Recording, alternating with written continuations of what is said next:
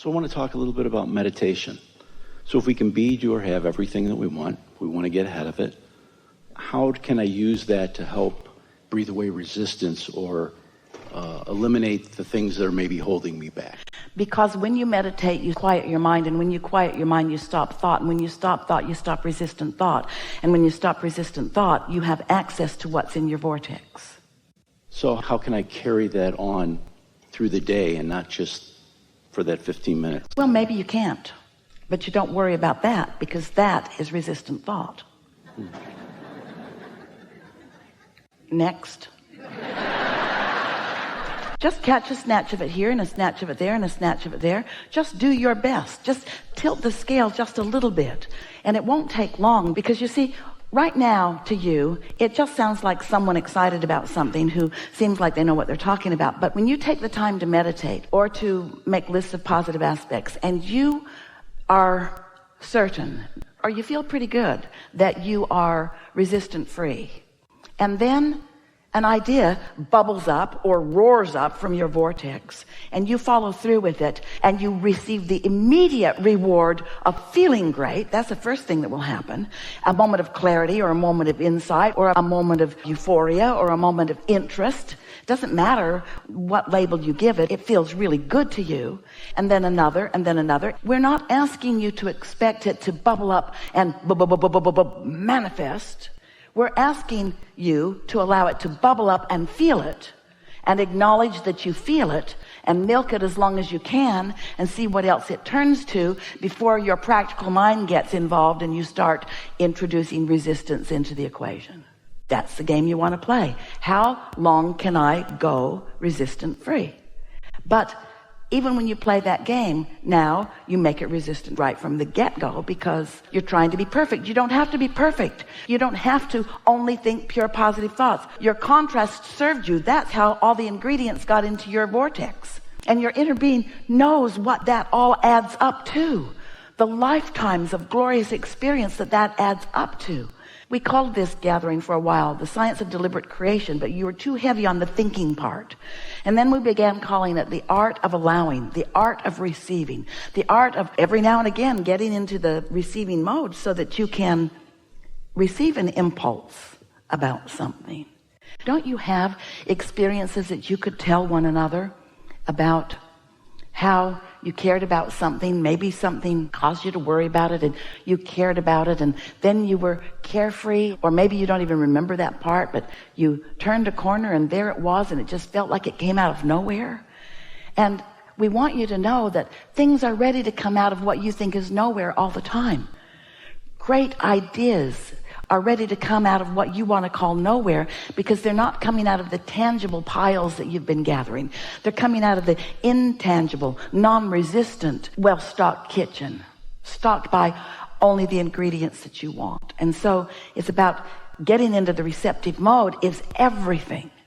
But in order for you to know how important it is and feel the power of it, first you have to accept that your life has been serving you, and that you've put many decisions and requests and goals and hopes and dreams there, and that they are ready for you. When we say, you said it back to us, you can be or do or have anything that you desire, and you've been putting it into your vortex in bits and pieces, but you don't have the ability to look into it and see everything that is what you want to call potential. We want to call it a done deal. And your inner being will inspire you according to your path of least resistance. Let's say that you have something that you really want, but you are really thinking in opposition of it. And your inner being knows that you want it and knows where you stand vibrationally. Your inner being will offer you impulses that will guide you around your resistant thought. You did that with your children when they were little. Do you remember? When you knew that there was that thing that they always wanted to do in that store, do you remember you never took them down that aisle? You always took them on a path of least resistance, a path that you felt would be a more comfortable experience for them and for you. And so it's the same sort of thing. Your inner being knows. Do you meditate? Do you? Do you quiet your mind? And have you heard from us here today? Do you have a sort of renewed interest in the power of that quieted mind? We'll talk more about meditation if you want to. Do you want to? What do you want? I do. So quieting the mind, sometimes thoughts come to me, things. Well, here's the thing. Let's say that you woke up and you were thinking about something. It could be positive or negative. Let's just say you were thinking about it. Now let's say that it's not all that positive. Then you check your email and there's more about it in there. And then you turn on the television and it's kind of like that too. And then you call a friend and you kind of get some stuff going as you are facing reality and pointing out. Esther hears it on the airplane all the time. Business people talking to their coworkers or calling their coworkers about things that they're trying to hammer into place. And she just puts her earphones on and puts her pillow on and focuses into her world and out of that, because it doesn't take very much of that focus before off you go. So if you're in that sort of momentum, that's not the best time for you to say, I think I'll meditate, or I think I need to meditate, because you will have a very difficult time quieting your mind under those conditions. Those thoughts already have enough momentum going that's when the lobotomy would be more helpful, or a nap. We would meditate when there's the least amount of momentum going. It's sort of like, have you ever felt like you really needed to sleep, but you couldn't sleep? And the harder you tried to sleep, the more you couldn't sleep. Well, meditation is like that for you. You say, I need to meditate, I really need this, but you can't, because you're focused on what's holding you away from it. So it's what's getting bigger. So what you do is you wait for a sort of clear space, and that usually comes earlier in the morning. Maybe it comes after your kids leave the house. Maybe it comes when you're finally alone in your car somewhere. You could pull under a tree. You have to find a quiet space for it. And the earlier in the day, the better. But you'll get better and better at it. It's just a matter of focus. We recommend that you focus upon something that doesn't require very much thought. Because to say, I'm not going to think about anything, now you're thinking about not thinking about anything, and everything in the world that you're not wanting to think about, you're thinking about. But find something to focus on. It might be a bird in a bird bath. It might be the dripping of a faucet. Esther likes to listen to the air conditioner because she lives and has always lived in hot places. So the air conditioner, there's almost always that sound. Hear it? Hear how steady it is? And notice that you're not prone. There's not much to think about in that. You don't say, I've heard better. It's just a sound, and it's not testing you in any way. And if you've decided to focus on it, sometimes Esther will focus on it and her mind will wander, and she'll say, oh yeah. Then she'll listen for it again, and then her mind will wander.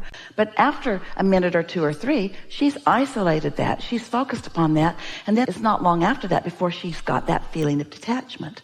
And do you know, you could meditate for 15 or 20 minutes. That's as long as we would encourage for any one setting, once a day. You could meditate for 15 or 20 minutes, and you might only catch that feeling of detachment the last minute or two or three. That's enough. That's enough. Just quiet your mind and allow yourself access to what your inner being knows. What my inner being knows about what? What your inner being knows about all the things you want and what you are most likely to receive a thought about now. Sometimes, if you are in an urgent situation where you're about to take a step or turn into traffic or do something that is critical to your experience, when it's a strong intention like living longer, sometimes even in resistance, your inner being can offer you an impulse and you will do something that you didn't even know you could do. Have you had those experiences? I handled my car better than I've ever handled it. I just can't even believe what happened. But it's so much easier to prepare yourself to be in the receptive mode. It's so much more fun. You have so much more control. So did we answer your question about meditation? Just one other question. Does Esther receive lists? That's the way I'd say it. But during meditation, do things come to her to do this? Get an impulse to do that, or write this down, or if you're there, you're not really detached. Esther knows how to get into that receptive mode, like right here and now. She's in the receptive mode. So she's quieted her mind. She's allowed her vibration to rise to the frequency of us. So she's vibrationally compatible with us, and every intent we have, she's translating. And so you might say that. We don't offer her lists of things to do. She's the list maker. We're usually wanting to inspire her not to feel the trauma of the list. The list overwhelms. The list is all about action.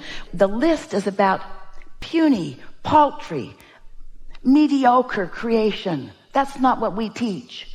You're not ever going to get a list from us. What you will get from us is a feeling of invincibility. What you'll get from us is an idea that just feels good. What you'll get from us is a feeling of empowerment. But you see, until you actually get detached a few times through meditation, or however you do it, appreciation does it too, and then actually feel an impulse occur to you. And the thing is, you want them to be writing on the wall, burning bushes, change the world kind of impulses. Go here, dial 4876922, and whoever answers, get their address and go right over there and look in their left-hand pocket and pull out their lottery ticket and run away with it because it's a winner. That isn't the kind of impulses that you're getting. But once you receive this impulse and you recognize the freshness of it, and most important, you recognize, until you feel, oh, we want this so much for you, until you feel the power of non-resistant moment, even if it only lasts 10 seconds, then these are just so many words. But once you feel that, and then have the momentum of it and the wherewithal to follow through with it, and then you see that it leads to this, and it leads to this, and it leads to this, and it leads to this, and you have that joyous journey, which we keep wanting to say is really what you want, and you keep saying, yeah, I want the joyous journey too, as long as it's leading me to the destination that I want. Yeah, I want the joyous journey as long as it's leading me to the destination that I want. We're speaking it so fast you can't even hear the words because you're so eager to get to the destination that you want. Oh, yeah, I'm willing. Well, just cool your jets. Just relax and enjoy the freshness, enjoy the clarity. Clarity is power. Can't you feel that in yourself? Don't you know, even in your own house, you get up, you have things to do, maybe you're going to get on a trip. Have you ever just run around in circles? And it's a miracle that you even made the plane. Haven't you had a day like that? And haven't you also had a day when you're usually by yourself when you have this kind of day, but where everything just falls into place? The traffic parts for you, everyone's nice to you, you have extra time, you just feel good about where you are. We want your lives to be calm and clear. We want them to be sure and full of all of these good feelings. And this is what this powerful receiving is about. Letting yourself receive, letting yourself be the vibrational equivalent of your inner being, where all of your power is. And now we're just going to tell you something. We love you so much. You hardly meet a human who is 10% of that. Hardly ever. And when you do, you are amazed. So we're not asking for a perfect record. We're not asking you to stop ragging on that person at work that drives you crazy. We're just asking you to ratchet it back a notch. And we're asking you, in addition, look for some positive aspects too. We're not asking you to meditate all day. You couldn't if you wanted to. Some try it. It's not what you want to do. It's not what we want you to do. We're just asking you to find 15 or 20 minutes and do your best to find a moment or two of detachment, and then notice what happens next. We want you to introduce yourself to your power. We want you to get hooked on it, because you came as creators. You did not come as regurgitators. You came as creators. You did not come as defenders. You didn't come to fix a broken world. You came to create a world that is delicious to you, you see.